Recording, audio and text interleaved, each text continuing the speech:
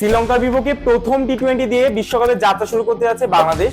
এই ম্যাচটা বাংলাদেশের জন্য খুবই ইম্পর্টেন্ট, কারণ এই ম্যাচটাই নির্ধারণ করে দিতে পারবে বাংলাদেশ সুপার 8-এ জায়গা করে নিতে পারবে কি পারবে না। তার কারণ প্রথম ম্যাচে শ্রীলঙ্কা সাউথ আফ্রিকার বিপক্ষে মাত্র 77 রানে অল আউট হয়ে যায় এবং এই ম্যাচে সাউথ আফ্রিকা খুব ইজিলি জিতে নেয়। সুতরাং শ্রীলঙ্কার বিপক্ষে যদি বাংলাদেশ এই ম্যাচটা যদি জিতে নিতে পারে তাহলে খুব পরিষ্কারভাবে শ্রীলঙ্কা কিন্তু সুপার 8-এ জায়গা করে নিতে পারবে না। সেক্ষেত্রে বাংলাদেশের জন্য ব্যাপারটা খুব ইজি হয়ে যাবে সুপার 8-এ জায়গা করে নেওয়া। কিন্তু শ্রীলঙ্কার বিপক্ষে জেতাটা কি এতটা ইজি হবে?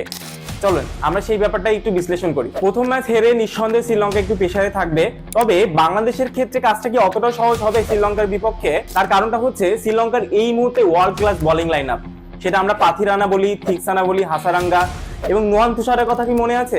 মার্চ মাসে নোয়ান তুষারা সেই হ্যাটট্রিক এবং বাংলাদেশের বিপক্ষে 5 উইকেট, প্রথম 5 উইকেট টি-20-তে, তাও আবার, এবং নোয়ান তুষারার মুম্বাই ইন্ডিয়ানের ডাক পাওয়া এই ম্যাচের থ্রোতেই সবকিছু মিলে বাংলাদেশের বিপক্ষে এই বোলিং লাইন আপটা কিন্তু বিধ্বংস হতে পারে। তার কারণ বাংলাদেশের ব্যাটিং লাইন আপ, স্পেশালি আমরা যদি টপ অর্ডারের কথা বলি, সৌম্য লিটন এই মুহূর্তে সবচাইতে বাজে ফর্মের কথা আমরা বলতে পারি।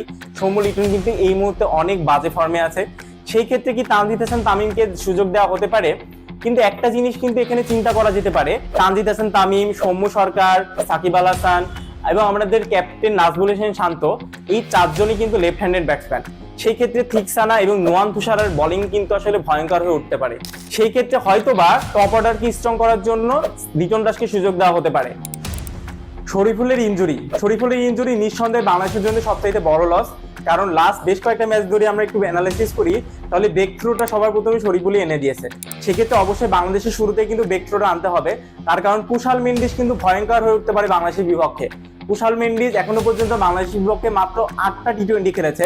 এই 8টা টি-20-র 5টিতেই কিন্তু কুশাল মেন্ডিসের 50+ ইনিংস আছে এবং তার স্ট্রাইক রেটও 160-এর উপরে। সুতরাং কুশাল মেন্ডিস বাংলাদেশের বিপক্ষে ভয়ঙ্কর হয়ে উঠতে পারে। বাংলাদেশের স্পিন বোলিং এর নেতৃত্বে অবশ্যই সাকিব আল হাসান দিবে, তার সাথে হয়তোবা পাওয়ার প্লেতে মাহাদি একটা বড় রোল প্লে করতে পারে। রিশাদ অবশ্যই বাংলাদেশের জন্য একটা বড় ইম্প্যাক্ট প্লেয়ারের নাম হয়ে উঠতে পারে।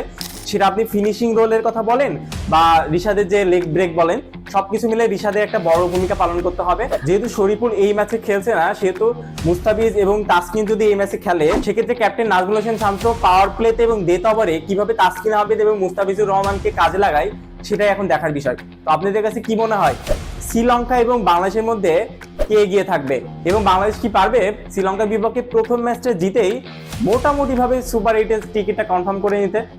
অবশ্যই আমাদের কমেন্টে জানান এবং সবাইকে ক্রিক ভ্যালির সাথে থাকার জন্য অনেক ধন্যবাদ।